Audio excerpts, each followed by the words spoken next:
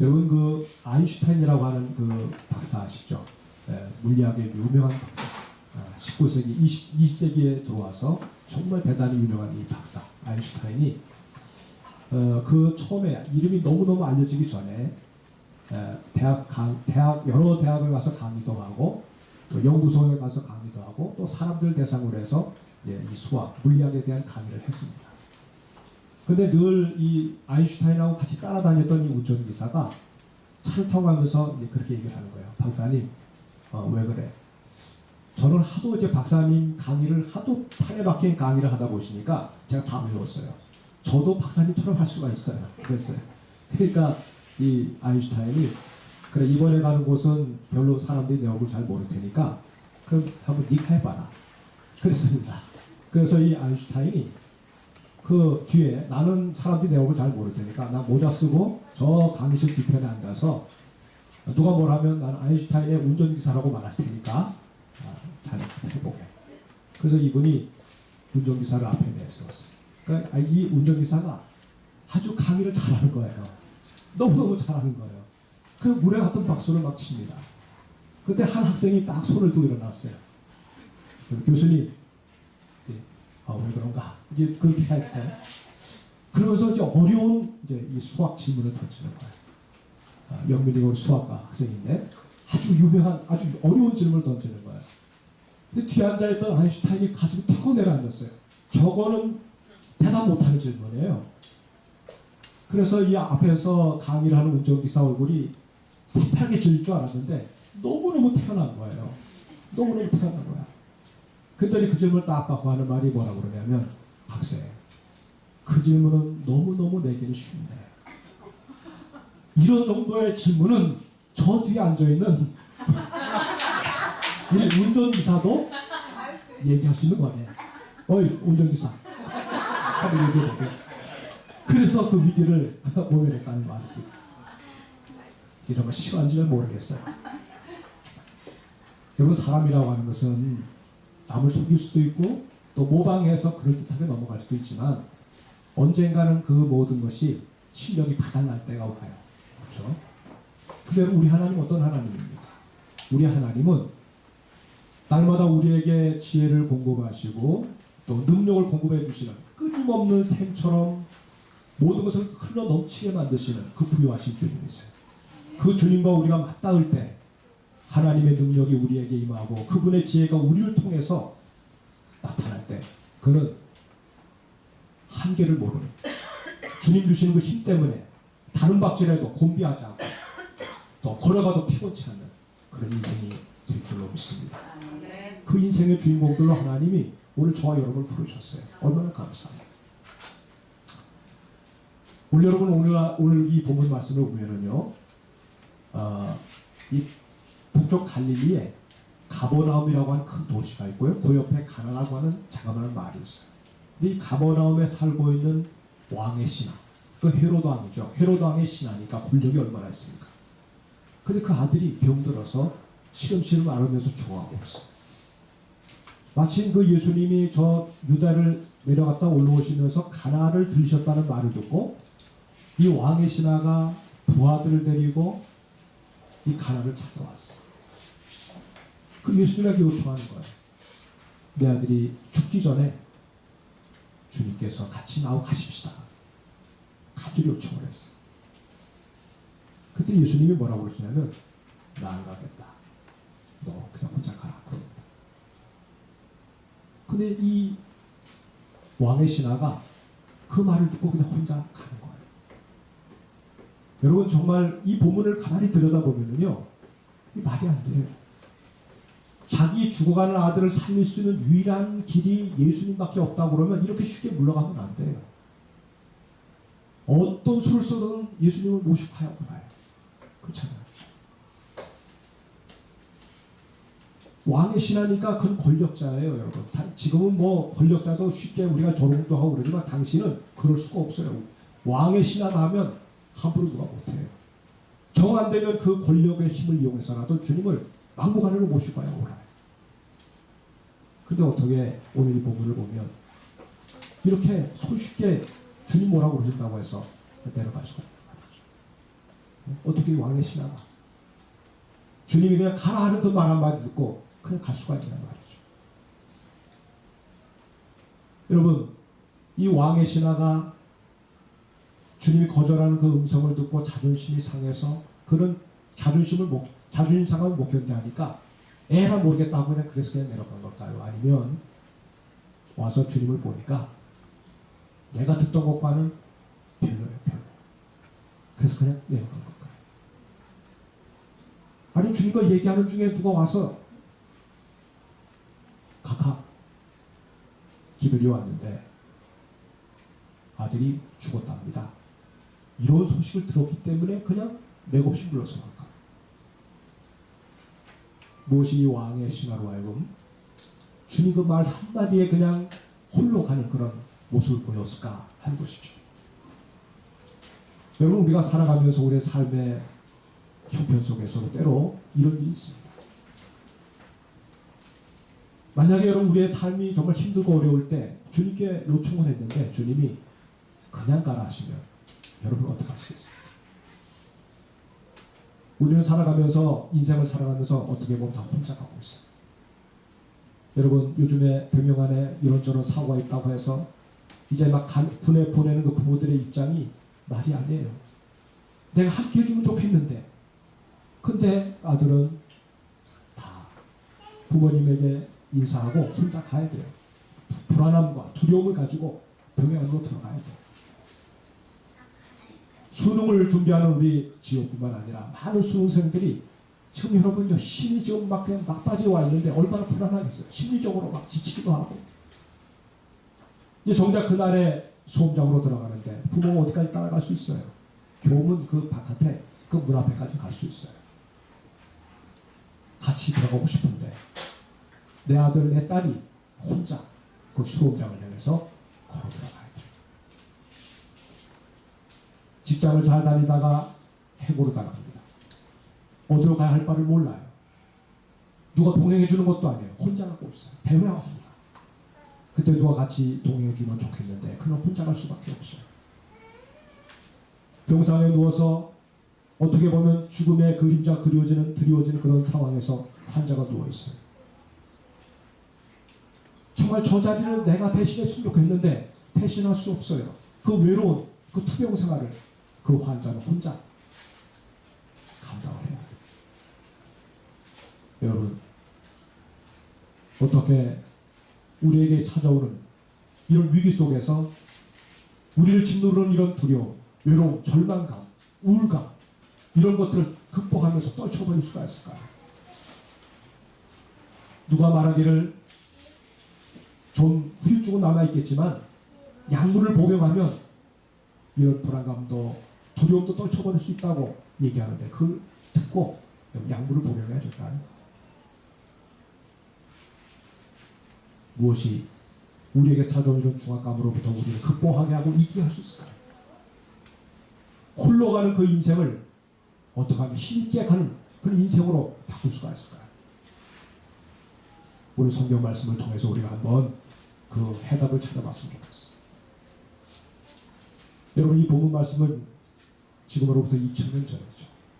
정확하게 AD 한 26년경쯤 됐어요. 저 북쪽에 가나라고 하는 이 마을. 여러분, 그곳은 어떤 곳입니까? 예수님이 처음으로 물로 포도주를 만들었던 곳이에요. 그래서 그 혼인식장 집을 갖다가 완전히 바깥에 집어넣었죠. 포도주가 떨어졌는데 주님이 주신 그 물로 된 포도주 때문에 그냥 마을 잔치가 대단했어요. 소문이 퍼졌어요. 가버나움에 살고 있던 이 왕의 신하도 그 소식을 들었어요. 근데 마치 그때 주님의 아들이, 그 왕의 신하의 아들이 병들어서 죽어가고 있어요. 저 아래쪽으로 내려갔던 주님이 가나를 들으셨다는 얘기를 들었어요. 여러분, 이런 상황 속에서 이 왕의 신하는 물론 용하다고 하는 의사도 청청해보고 별별 좋은 약을 다 써보지만 백약이 모여요. 아들이 죽어갑니다. 이제 아주 그냥 막판의 상까지 몰려있어요. 이럴 때 이 왕의 신하가 자기 체면도 다 내려놓고 그냥 정말 절박한 마음을 가지고 예수님을 찾아갑니다. 그리고 주님께 요청합니다. 주님, 내 아들이 방금 점점 초하고 있습니다. 죽음으로 넘겨지기 전에 주님이 오셔서 내 아들을 고쳐주세요. 자, 나하고 같이 갑시다. 같이 갑시다. 여러분, 사람이 절망적인 상황에 놓이게 되면 그때부터 비로소 믿음에 대한 믿음의 마음이 열리고 믿음의 삶의 출발이 시작되는 거죠. 이 왕의 신하의 간절한 요청을 받았던 예수님이 그 말을 듣고 그 신하를 향해서 뭐라고 그러냐면 나 가지 않겠다. 난 안 가겠다. 너 혼자 가라 겁니다. 그리고 기대감을 가지고 왔던 이 왕의 신하가 주님이 거절하는 그 음성을 들었을 때 얼마나 황당했겠습니까? 그 자기의 어떤 기대가 무너졌다는 생각 때문에 얼마나 충격을 받았겠습니까?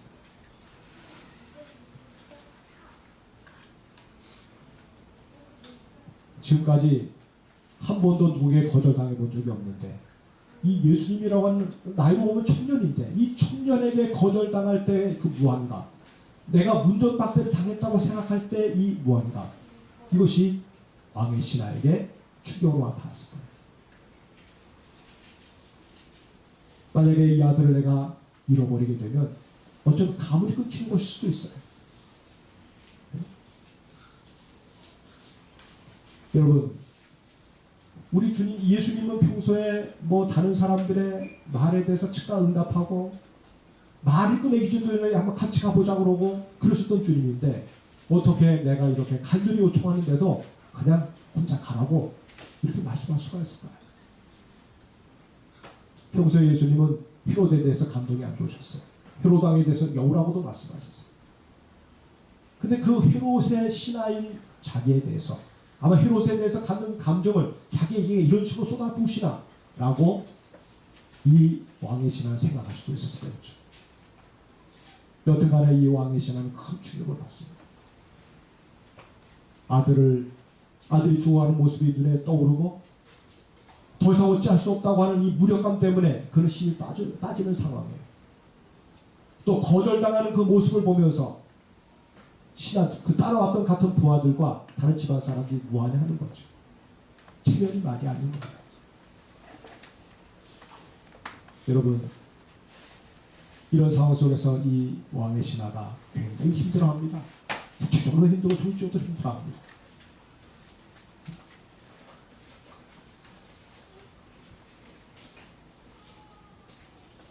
자기의 간절한 소원에 대해서 기대를 저버리신 그 예수님에 대해서 이 왕의 신하는 이해를 못하고 있는 것이죠. 그래서 정말 그 너무하다는 심정을 가지고 그는 예수님의 얼굴을 바라보았고 실망감을 가지고 그것을 감출 수 없는 그런 모습으로 주님께 자기의 마음을 표현을 하고 있는 거예요. 여러분, 우리 예수님께서 어떤 분인지를 모르게 되면 믿음은 바닥까지 더 내려갈 수가 있어요. 자, 여러분, 그런데 오늘 이 본문을 보면은 빈손 들고 그냥 돌이켜 가면은 자기 아들이 죽는 것은 틀림이 없어요. 그럼에도 불구하고 이 왕의 신하가 혼자 돌이켜서 가고 있는 거예요. 어떻게 이럴 수가 있습니까?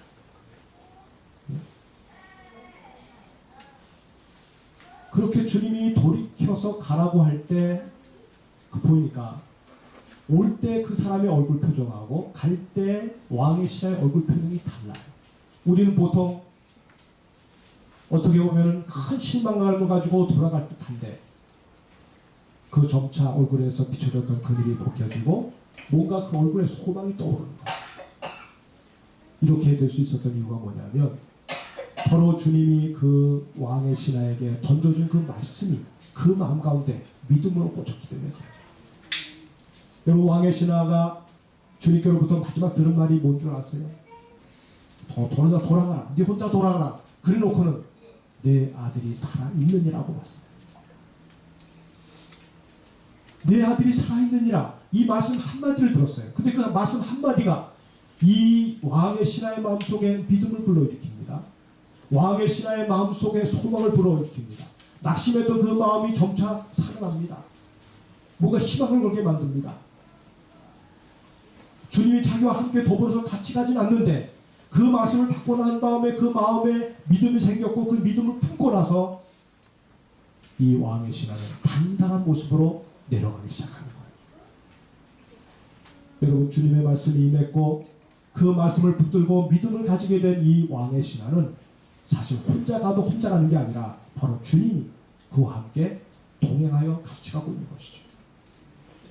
실망감으로 내려가는 것이 아니라 확신을 가지고 당당하게 내려가고 있는 것을 볼 수가 있습니다.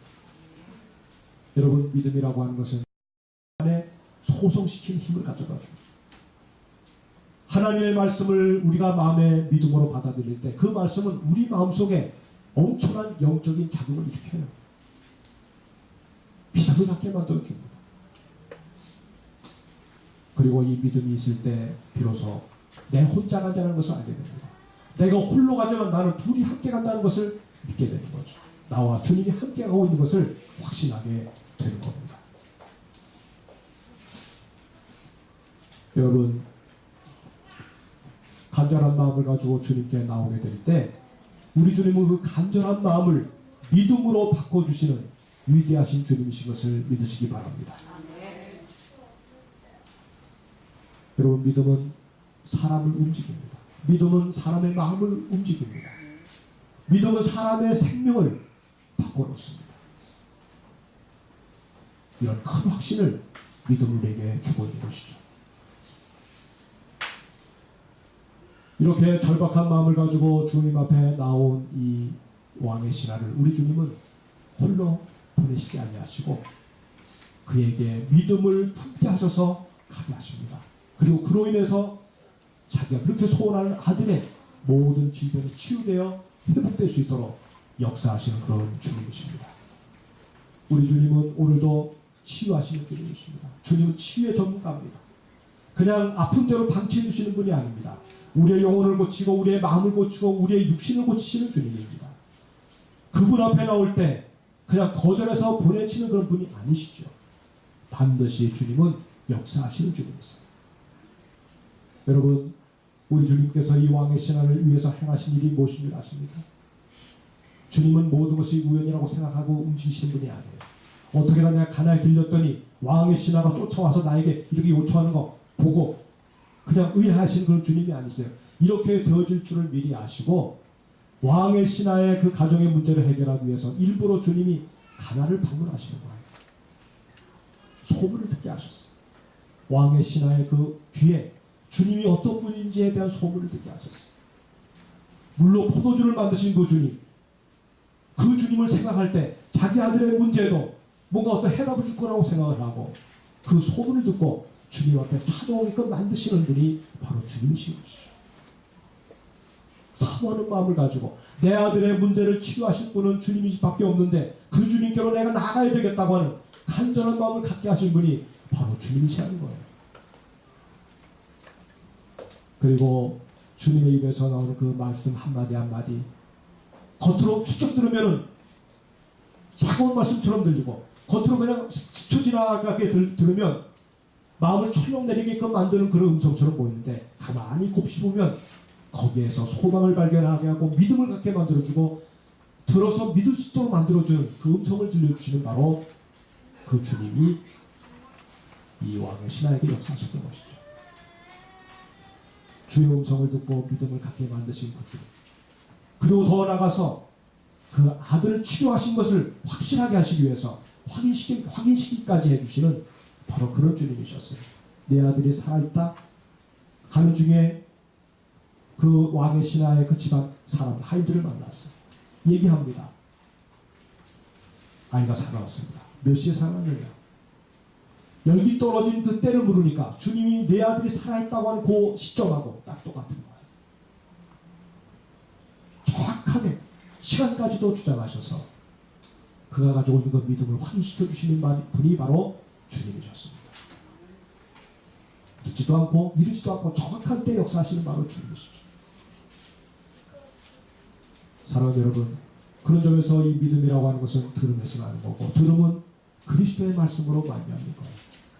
하나님의 음성이 들려지기 시작하면 믿음이 시작되는 겁니다. 하나님의 음성을 들을 수 없다면 그는 천하 인간이라도 믿음의 사람으로 설 수가 없어요. 날마다 주의 음성을 듣고 날마다 그리스도에게 자기 시선을 고정시킬 때 그분에게서 온 그 말씀이 그를 믿음의 사람으로 우뚝 세우는 것입니다. 그리고 그 믿음이 그의 모든 질병을 치유합니다. 영혼과 육체와 그 다음에 마음에 이르는 모든 질병들을 치유하는 그런 은혜의 통로가 바로 믿음인 것이죠. 굴러가는 것을 가능토록 만들어주는 하나님을 믿는 믿음을 가질 때 그 사람은 온전한 사람으로 설 수가 있는 것입니다. 사랑하는 여러분, 이 왕의 신하가 말씀에 의지해서 믿음을 품고 나아갈 때, 돌아갈 때 우리 주님은 그 왕의 신하가 품었던 그 믿음 따라서 역사하셔서 그 가정의 문제를, 고민거리를 깨끗하게 치유해 주셨습니다. 여러분, 죽어가던 아들이 살아났습니다. 믿음을 가지고 나갈 때 그 아들이 회복이 되었어요. 분명히 내가 믿기로는 이렇게 믿음으로 회복된 사실을 그 아들에게 알려주었을 때 그 아들 또한 아버지의 믿음을 쫓아서 믿음의 사람이 되었고 당시에 주님을 따르는 제자가 되었을 것이니 틀림이 없습니다. 그리고 종들과 주변 사람들은 다 이 믿음을 가지고 반응을 보인 왕의 신하를 다시 한번 더 귀하게 존귀하게 여기는 그런 사람들이 되었을 겁니다.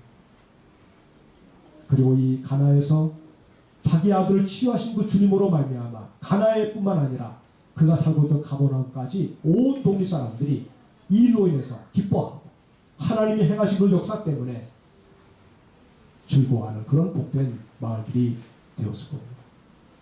땅의 군주를 섬겼던 이 신하가 믿음을 가지고 난 이후로 그는 또한 하늘과 땅을 다스리시는 바로 주님의 신하가 되어서 주님을 온전히 따르는 하나님의 사람이 되었을 겁니다. 사랑하는 여러분, 믿음을 가지고 살아가는 결국은 하나님은 그를 웃게 만들어 주세요. 승리의 그 기쁨을 가지고 하나님 앞에 영광을 돌리는 존재로 만들어 주십니다. 여러분, 우리 인생은 혼자 가는 것처럼 보입니다. 그래서 많은 사람들이 두려움을 호소하고 또 외로움을 호소합니다. 아무리 물질이 많고 아무리 주의가 높아도 그 마음은 혼자라는 생각 때문에 어찌할 바를 몰라. 깊은 두려움과 깊은 불안감이 사람들의 마음속에 다 있습니다. 그러나 여러분, 함께 나와 함께 더불어 끝까지 갈 수 있는 동반자가 있다는 사실을 알게 되면 그는 그 모든 것에서 자유할 수가 있는 것이죠. 주님은 우리를 그렇게 만들어 주시는 분이세요.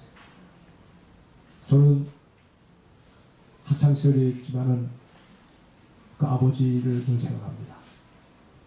간경화로 아버지가 굉장히 고통을 당하셨어요. 술을 워낙 좋아하셨으니까.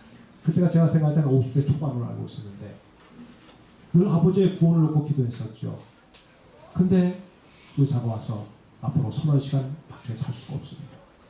배가 막 남산만하게 막 그냥 부풀어 오르고 막 피를 토하고 그러는데 이거 어쩔 수가 없는 거예요. 의사는 선언했어요. 서너 시간 후면 죽습니다. 임종을 준비하고 있습니다. 그때 제가 하나님의 집으로 달려갔어요.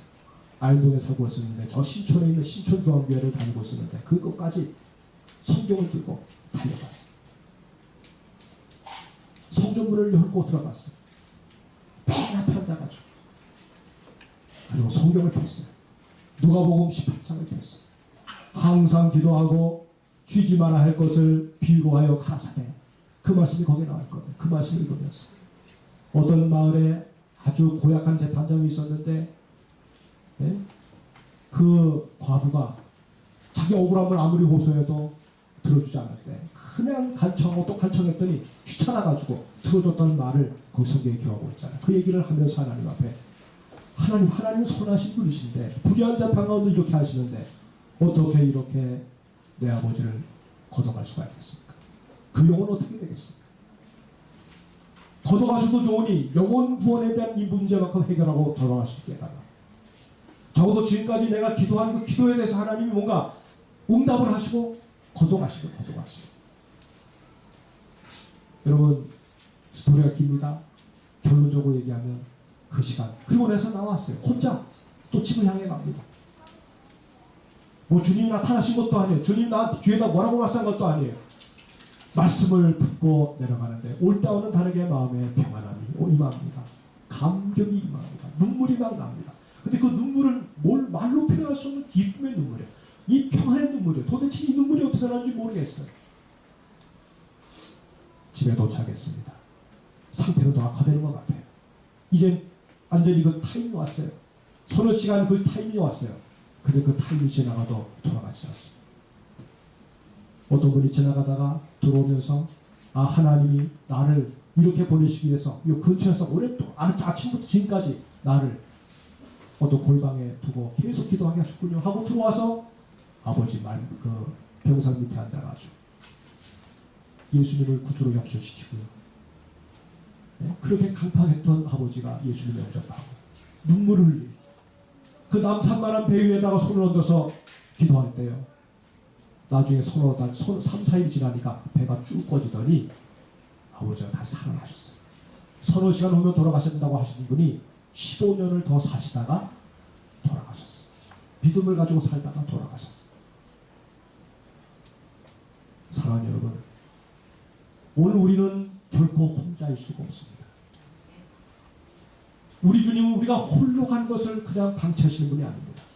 우리가 원하지 않기 때문에, 우리가 바라지 않기 때문에 그렇지, 우리가 원하기만 하면 주님은 언제나 우리의 삶 가운데 동행하시는 좋으신 주님이십니다.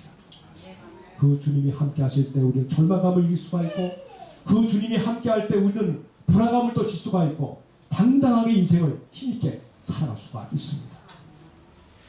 여러분, 이 놀라우신 주님이 바로 왕의 신하에게 역사하셨고 오늘 저와 여러분에게 역사하시는 그런 주님이세요.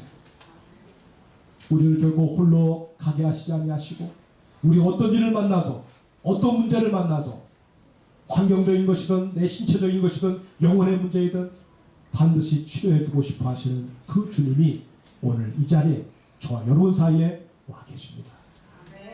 사랑하는 여러분, 오늘도 주님은 당신의 음성을 듣게 하십니다.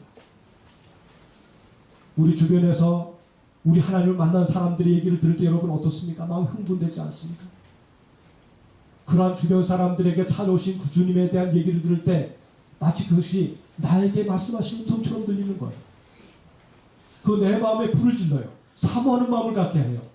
그 주님 얘기를 들을 때 우리 또한 주님께로 나가야 되겠다고 하는 그 마음을 사모하는 마음을 가지고 저 앞에 나가게끔 만드는 그런 주님이 있어요.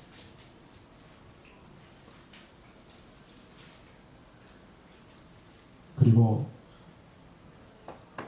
그로 인해서 우리 마음속에 믿음을 갖게 만드세요. 주님은 이러신 분이로. 정말 그 주님을 만났더니 내 심령에 이런 변화가 오는구나. 이것이 믿음으로 오는 변화로구나. 그 말씀대로 이루어지는 것을 경험하게 하셔서 그 주님이 어떤 분인지를 더 확연하게 경험하게 하시는 그 좋으신 주님이세요. 여러분, 믿음이라고 하는 것은 바로 말씀을 만나는 겁니다. 살아있는 말씀을 만나는 겁니다. 믿음은 위기의 순간에 하나님의 영광을 보게 합니다. 그리고 믿음은 하나님의 역사를 불러일으키는 통로가 되고요. 믿음은 하나님의 역사를 보증해주는 보증수표가 되어줍니다. 이 믿음은 정확하게 하나님의 역사하시는 때를 맞춰서 일하게 하시는 그 하나님을 보게 합니다. 이 믿음이 오늘 저와 여러분에게 있는 줄로 믿습니다. 여러분, 우리는 어딜 가든지 혼자 가님을 믿음을 가지고 우리가 확인할 수가 있어요. 그렇게 살아갈 때 주님은 믿음으로 나아오는 자들을 결코 외면하지 아니하시고 그들의 생애 속에 오늘도 역사하시는 주님이 되십니다. 여러분, 육신의 아버지가 죽을 병에서 고침받아서 서너 시간 후면 돌아가신다고 하시던 분이 15년을 연장해 사셨어요. 의사가 몇 번에 와서 깜짝깜짝 놀랐어요. 그로 인해서 사실 저가 어떤 마음을 가졌느냐 하면, 이런 주님이라고 하면 내 인생을 주님 앞에 헌신해도 좋겠구나. 아버지에게 역사하신 그 경험을 보면서 주님의 종으로 내가 살아야 되겠다고 헌신하던 때가 바로 고등학교 시절이었어요. 그 일로 인해서 제가 주님 앞에 내 자신의 삶을 주 앞에 항복해 드렸어요. 여러분, 근심과 걱정이 떠나지 않았던 우리 가정인데 이제 그 이후로 활력이 넘치는 가정이 되고 믿음을 소유한 가정이 되고 이로 인해서 우리 고모가요 남매 호랭되고 서울 어느 지구 왔다 왕초는 왕초 오야부 근데 그분이 예수님께 한복하고 돌아왔어. 여러분 타종에 열심히 했던 사람이 주님 앞에 돌아오니까 대단해요. 얼마나 열심히 주님 섬기다가 나중에 장수하시고 하나님 나라 가셨어요. 한 사람이 한 사람에게 하나님이 은혜를 입히시고 변화를 줄 때 그것이 온 사람, 온 가정, 저 후손들에게까지 역사가 미치는 것을 보게 하신 것이죠. 여러분, 믿음은 부도를 내시는 법이요. 부도를 내는 법이 없어요. 반드시 위대한 간정을 일으키는 축복의 주인공으로 만들어주는 그 은혜가 바로 믿음 안에 있음을 여러분 잊지 마시기 바랍니다. 여러분, 우리도 왕의 신하처럼 이 땅을 살면서 이와 같은 위대한 간증을 내놓을 수 있는 삶의 주인공들이 될 수가 있어요. 저는 그 비결이 기도라고 생각합니다. 여러분, 기도는 쉽지 않습니다. 그러나 기도는 승리의 보증수표예요. 위기 때 여지없이 그 위력을 발휘하는 하나님의 능력이 그걸 통해서 옵니다. 그래서 우리는 위기 때를 대비해서 평안할 때 여러분 기도를 많이 해야 됩니다. 기도를 축적하며 살아가야 됩니다. 저는 한 주간을 살면서 그런 경험들을 많이 합니다. 주님 내 마음속에 그렇게 말씀하시는 것 같아요. 사로운 종아, 너는 범사에 위기의 순간마다 어떤 난관을 만날 때마다 내게 부르짖으라. 그냥 내 앞에 놓여있는 이 난관을 지금 당장에 눌러볼 때 넘기기가 너무나 곤란스러운데 주님께 기도하면 주님이 뭔가 마음속에 확신을 주세요. 확신 가지고 나가면 정확하게 하나님이 길을 열어놓으신 것을 저는 경험해 보았습니다. 사람 여러분, 우리가 기도할 때 그 기도가 어떻게 하면 좋겠어요? 쉬운 것부터 시작하면 돼요. 쉬운 것부터. 여러분, 이 기도는 대화 아닙니까? 친근한 대화, 하늘 아버지와의 대화예요. 그래서 우리가 기도할 때 먼저 내 삶 가운데서 이루어지는 일 가지고 감사할 수 있어요. 하나님 감사합니다. 이것 감사하고 저것 감사하고 내게 이런 소중한 부모 주신 것 감사하고 형제 주신 것 감사하고 남편 주신 것 감사하고 아내 주신 것 감사하고 주님, 내가 삶을 살아가면서 이렇게 많이 거칠어졌습니다. 이거 용서해 주세요. 내 마음이 뭔가 자꾸 주님으로부터 멀어지고 뭔가 마음이 막 딱딱하게 굳어진다고 느낄 때 그때는 최고의 길은요, 하나님 앞에 회개하며 기도하면 마음이 부드러워져요. 마음이 부드러워져요. 그리고는 이제 우리의 기도를 좀 확대해 보는 거예요. 네, 이웃들을 놓고 내 사랑하는 친구들을 놓고 구원을 놓고 교회를 위해서 우리가 안고 있는 이 대한민국의 이 아픔을 놓고 그리고 정말 세계를 놓고 기도하는 글로벌한 기도의 사람으로 우리가 나갈 수가 있거든요. 처음에는 1분 기도한 사람이 3분으로 늘 수 있고 3분 기도한 사람이 5분 기도할 수 있고 5분 기도한 사람이 10분 기도할 수 있고 여러분 이렇게 해서 자꾸 기도의 시간도 늘려보는 거예요. 기도의 시간. 내가 의식적으로 그렇게 하려고 했을 때 이것이 우리에게 하나님이 은혜로 그것이 선한 습관으로 뿌리내리도 하나님이 도와주시는 것이죠. 저절로 되는 건 없어요. 여러분 기도가 너무나도 중요한 것을 알면서도 실천되지 않는 것이 귀한 일인데요. 여러분 기도라고 하는 것은 영적 생활의 승패를 좌우하는 하나님의 핵심 경기라고 하는 사실을 잊지 마시기 바랍니다. 여러분 기도에 헌신하십시다. 우리 마하나임 교회는 기도에 헌신하십시다. 다른 어떤 교회보다도 우리 마하나임 교회는 하나님 앞에 기도할 사명이 있어요. 어느 특별한 사람 몇몇 사람만이 지어야 될 짐이 아니라 우리 모두 함께 나눠질 때 이 함께 나눠지는 것을 통해서 하나님의 위대한 역사를 경험할 수가 있습니다. 기도하지 않으면 개인이나 교회나 축복의 생이 마를 수밖에 없어요. 열매 없는 황폐한 인생이 될 수밖에 없어요. 여러분 기도하는 인생은 주님이 약속하신 그 말씀이 내 현재의 삶에서 이루어지는 그 열매들을 보게 될 거예요. 여러분 기도하면 하나님 내 인생에 동행하시고 승리를 보증해 주시는 복된 인생이 된다는 사실을 깨닫게 될 겁니다.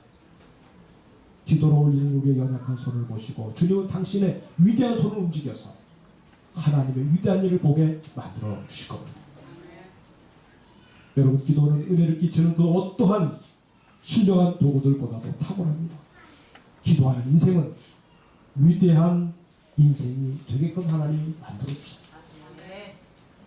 홀로가지 않고 함께 동행함으로 말미암아 하나님의 역사를 경험하게 만드시는 그 주님은 오늘도 우리에게서 그런 삶을 만들어주고 싶어 하시고, 그리고 우리 입에서 하나님이 행하신 그 일 때문에 찬양하고 간증하고 나의 영향력으로 인해서 수많은 사람들을 이 복된 자리에 세우고 싶어 하시는 그런 좋으신 주님이세요. 그 주님으로 승리할 수 있기를 축복합니다. 아멘. 기도하십시다.